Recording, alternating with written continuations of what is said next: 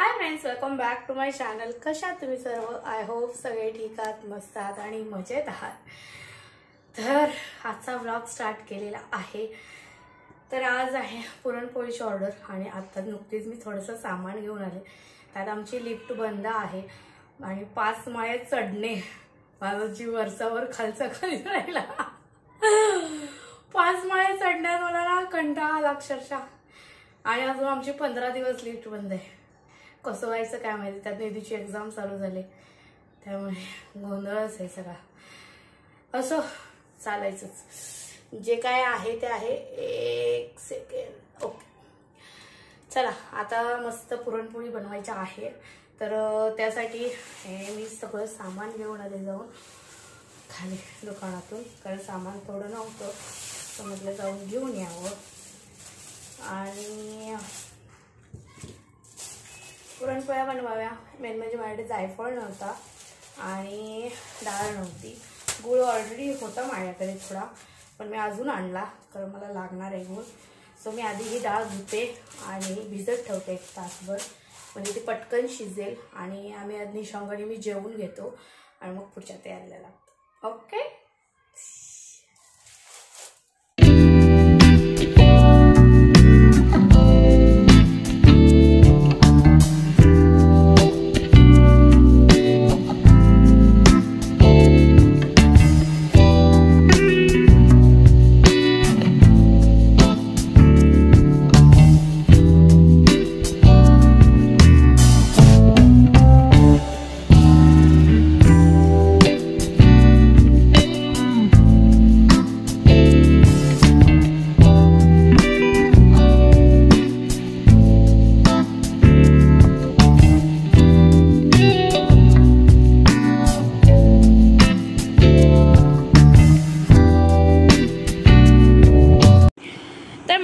इकडे माझी डाळ वगैरे सगळं भिजत घातलेलं आहे। आता निशांगला खायची होती चपाती।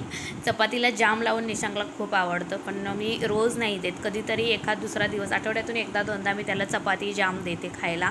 त्याला आवडतो रोल बनवून दिलेला खायला, किंवा अंडा रोल करून दिला तोही तो आवडीनं खातो। त्यामुळे त्याला मी ते दिला आणि तो मस्त तिकडे बाहेर जाऊन खात बसला। तोपर्यंत मी इकडे रायत्याची तयारी केली, कारण मला मस्त खिचडी बनवली होती, त्यासोबत मला रायता खायचा होता, म्हणून इकडे रायता बनवला।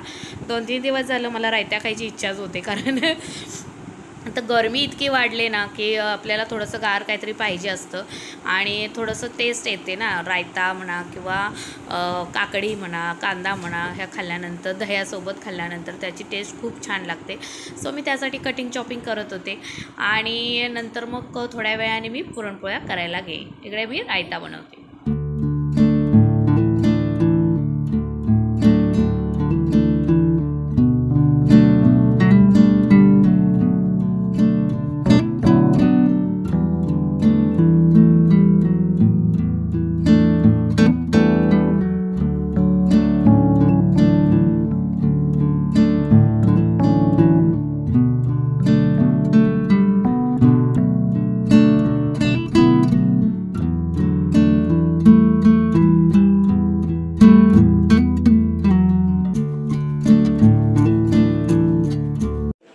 तर मंडळी, तुम्ही बघत असाल आमच्या घरामध्ये किती पसारा असतो। हा दिवसभर असा पसारा चालूच असतो, त्याला पर्याय नाही। दिवसभर हा पगाळा असाच असतो। निशांग झोपलेल्या वेळेत मी माझी तयारी करून घेतली। मी पुरण बनवून घेतलं आणि आता मी पुरणपोळ्या बनवायला घेतलेत। म्हणजे निशांग झोपलेला होता त्यावेळेत म्हटलं चला माझी सगळी तयारी करूया, नाहीतर मग काही खरं नाही निशांग उठला तर।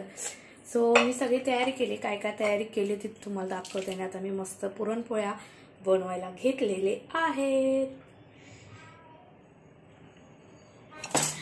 आणि यांनी पुरणपोळ्या करायला सांगितलेत, म्हणजे वेदच्या घरच्यांनीच पुरणपोळ्या करायला सांगितलेत। वेदच्या मम्मीची ऑर्डर होती। सो त्यांना अशी इच्छा आहे की त्यांना तूप नको आहे, तेल पाहिजे। तुपाच्या नको, तेलाचे पाहिजे, त्यांना तूप आवडत नाही।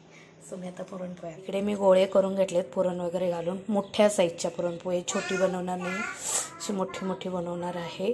आणि एवढंसं पुरण शिल्लक आहे, अर्धा किलोच्या मी करायला घातल्या होत्या आणि हे थोडंसं हे करून झालेलं ते शिल्लक आहे। सो इकडे मी तवा ठेवला, हे केले, आता हे केले, मस्त पुरणपोळ्या करते। तर मंडळी मी इकडे मस्त पुरणपोळ्या बनवायला चालू केल्या. पहिली एका दुसरी पुरणपोळी थोडीशी हे झाली, म्हणजे फुगली नाही किंवा लागली ती, पण नंतर जे तवा एकदा छान तापला गेला की त्यानंतरच्या पुरणपोळ्या झाल्या त्या एक नंबर झाल्या, एकदम मस्त मऊ लुसलुशीत आणि फुगलेल्या झाल्या. आणि इकडे निशांगचा काय गोंधळ चाललेला तुम्हाला काय सांगू. आजकाल मला एखादी गोष्ट करायला घ्यायची म्हणजेच टेन्शनच येतं, कारण निशांक अजिबात करायला देत नाही. त्याचं असं असतं की तू बाकी काही करू नको, तू फक्त माझ्याशी खेळ. आणि माझं असं होतं की नको रे बाबा, मला आता कंटाळा आला आहे, मला माझं काहीतरी आवडीचं काम करू दे. आता आपण काय करणार सांगा, त्याला पण खेळायला कोण नसतं ना, त्यामुळे मला त्याच्याशी खेळावं लागतं. सो आता मी असं चालू आहे, इकडे पुरणपोळ्या बनवत होते, तिकडे तो खेळत होता आणि तो काय काय करतो ते बघत बघत माझं कामही चालू होतं. मी पटापटा पुरणपोळ्या बनवायला घेतल्या, एका पाठोपाठ पटपट त्यांना द्या 15 पुरणपोळ्या द्यायच्या होत्या, त्या पुरणपोळ्या दिल्या. नंतर मी 2-3 आम्हाला करून घेतल्या आणि ज्या निशांकला मी खायला दिली नंतर एखाद दुसरी. आणि पुरणपोळी करताना हलक्या हाताने पुरण करायचं किंवा पोळपाटावरती एखादा कपडा किंवा आपला ह्या पार्चमेंट पेपर असतो ना तो टाकायचा, जेणेकरून आपली पुरणपोळी जी आहे ती चिकटत नाही आणि पटापट पुरणपोळ्या होतात. आणि तुम्ही जितकं छान पुरण शिजवून घ्याल ना तितकी तुमची पुरणपोळी मस्त यम्मी होते. तर आज मी मस्त पुरणपोळ्या बनवल्या होत्या. पहिल्या काही फुगल्या नाहीत, पण नंतरच्या मस्त टमाटम पुरणपोळ्या फुगल्या होत्या.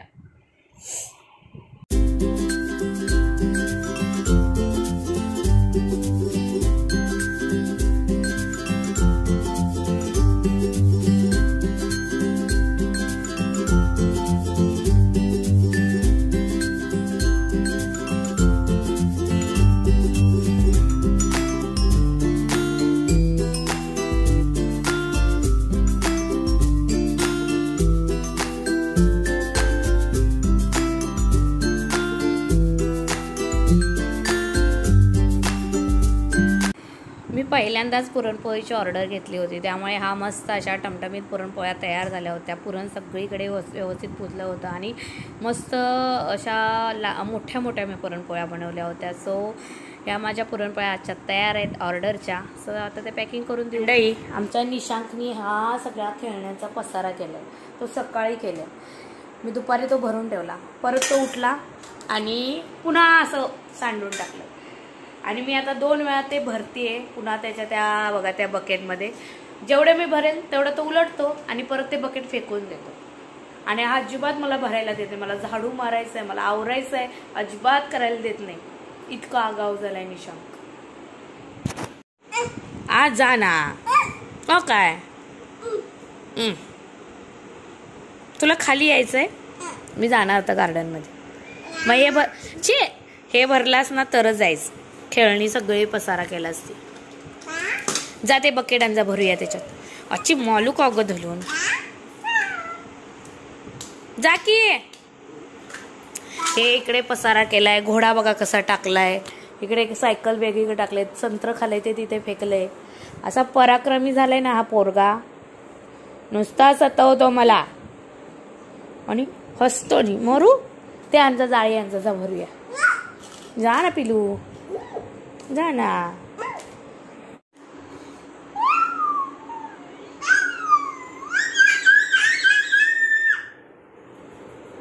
ओ साहेब ठेवूया की, बाबा यायची वेळ झाली.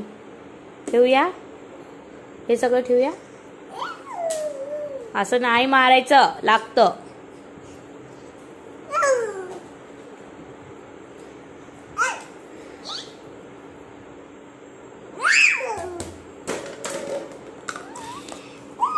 ही सगळं असंच ठेवले. आम्ही आता बॉल खेळत होतो आणि आता तो बोर झाला माझ्याबरोबर बॉल खेळ म्हणून सगळ्या वस्तू फेकतोय आता असा.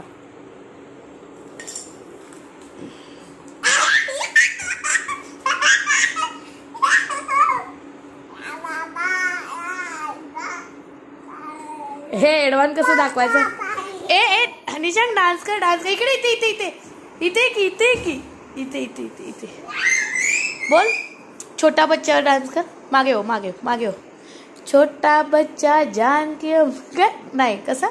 छोटा बच्चा समझ के हमको ना समझाना रे. टिपी टिपी टप टप टिपी टप टप. बॉस मला गाणं नाही म्हणतायत माझे केस. परवा जी मी चटणी बनवली होती पाणीपुरीसाठी गोडवाली, ती ॲक्च्युली जास्त झाली आणि थोडीशी ना चिंच आंबट होती. तर डार्क कलर दिसतोय तुम्हाला, कारण मी बॅक या साईडने शूट करते, आमचा उजेड इकडे, तिकडून शूट केलं असतं तर ते छान दिसलं असतं तुम्हाला. पण हे बघा, आणि ही ना एकदम अशी थोडीशी डार्क चिंच होती, आंबट आंबट. सो मी अजून त्यामध्ये गूळ घातलेला आहे आणि हे पूर्ण आटवून घेते. ॲक्च्युली हे पूर्ण म्हणजे अजून थोडंसं घट्ट करायचं आहे मला हे, कारण याच्या मी मस्त अशा बर्फ्या करणार आहे, बर्फ्या. त्यामुळे ही जी कन्सिस्टन्सी आहे ना अशी, हे बघा, हे अजून पडतंच, लूज आहे, हलतं, थोडंसं घट्ट करायचं आहे आपल्याला, तोपर्यंत हे शिजवून घ्यायचं आहे.